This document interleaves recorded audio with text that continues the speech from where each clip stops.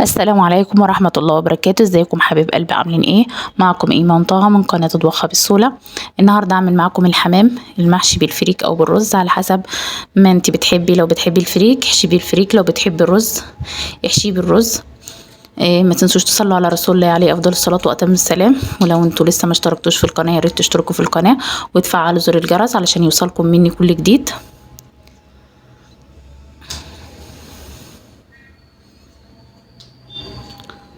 زي ما انتوا شايفين كده ما شاء الله الحمام متحمر حلو جدا، والخلطة اللي انا بحشي بيها الحمام بتخلي طعم الحمام خرافة بجد، طعمه بيبقى تحفة، بيبقى مقرمش من بره والحمام طري. اهم حاجة ان انت تجيبي الحمام اللي هو الزغاليل بتاع الذبيح، ما يكونش الحمام الكبير في السن ده لانه بياخد سوا كتير. بسم الله الرحمن الرحيم. هنبدأ معاكم الفيديو. معنا هنا جوز حمام انا منضفاهم كويس جدا بليمون وبملح وغسلاهم بدقيق وحطهم في محلول نقع. انا هنا بعمل الخلطه، بخرط بصله على النار وبشوح البصله نص تحميره، وبعد كده بحط الكبد والقوانص اقطعها احطها معاها، واحط معاهم ربع معلقه من السكر، ربع معلقه صغيره من السكر، ونص مكعب من مرقه الدجاج.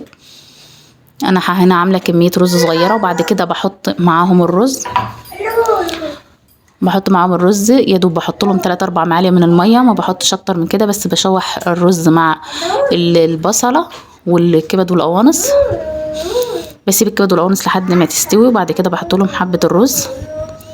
لو ما عندكيش لو مش عايزه تحطي رز وعايزه تحطي فريك ماشي، حطي فريك على حسب ما انتي بتحبي. انا هنا وبحط شويه بقدونس، وبحط توابل فلفل وكمون وشطه كزبره، بس ما بكترش من التوابل يعني. بفتح الجلد كده من اللحم بخليه، بس وانتي بتفتحيه بالراحه علشان ممكن الجلد يتقطع منك وانتي بتعمليه، فبالراحه وانتي بتحشيه. ويا ريت ما تحشيش الحمام كتير من جوه، احشي زي ما انتي عايزه، انما من تحت الجلد ما تحشيش كتير. انا بورقه من تحت الجلد كده زي ما انتوا شايفين، وبروح حاشيه الحمام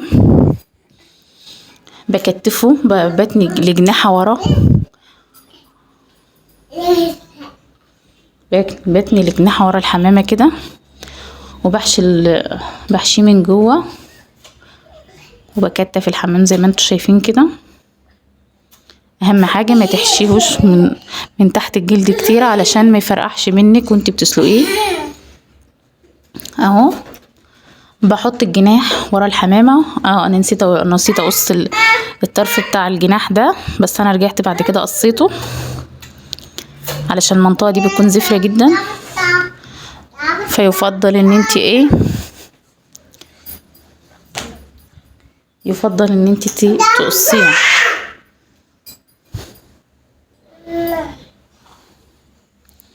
بعد كده اديني بحشي في تاني حمامه. ما تكتريش البهارات كتير في الحمام،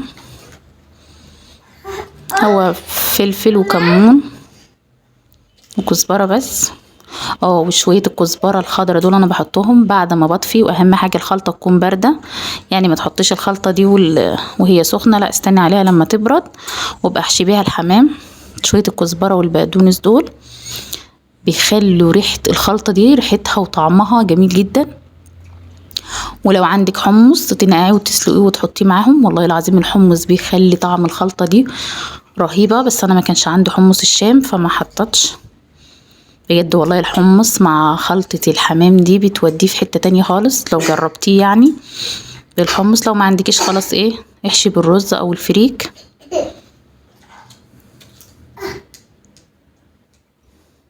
انا هنا بعد ما حشيت الجوز حمام بحط مية مغلية على النار، بحط معاها ورق لورا وبصل وحبهان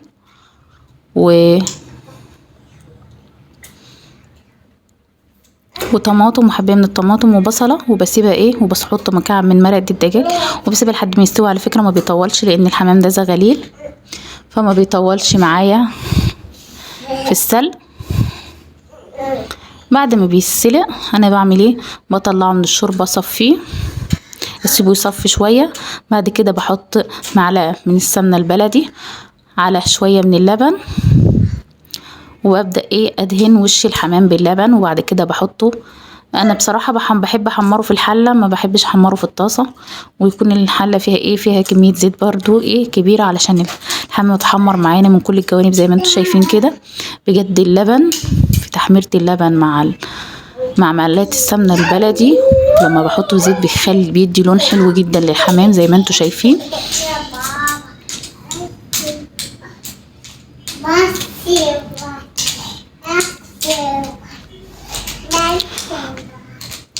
ما شاء الله، شكله حلو جدا، كمان طعمه خطير.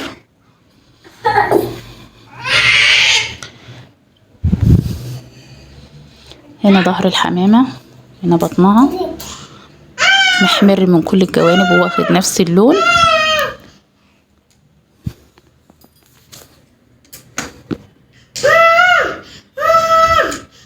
بقدونس كده، او لو فاض عندك كميه من الرز بتشوحيها، بتحطي له شويه شوربه من شوربه الحمام وتحطيه تحتيه الرز بتاع اللي بنحشي بيه الحمام ده. والله العظيم بيكون ريحته جميله جدا وطعمه حكايه. وكمان الرز بيتحمر، اللي محشي تحت الجلد ده بيتحمر معانا وبيكون طعمه خرافه. ولو انت وصلتي معايا لحد هنا ما تنسيش تشتركي في القناه وتفعلي زر الجرس علشان يوصلكم مني كل جديد. والسلام عليكم ورحمه الله وبركاته.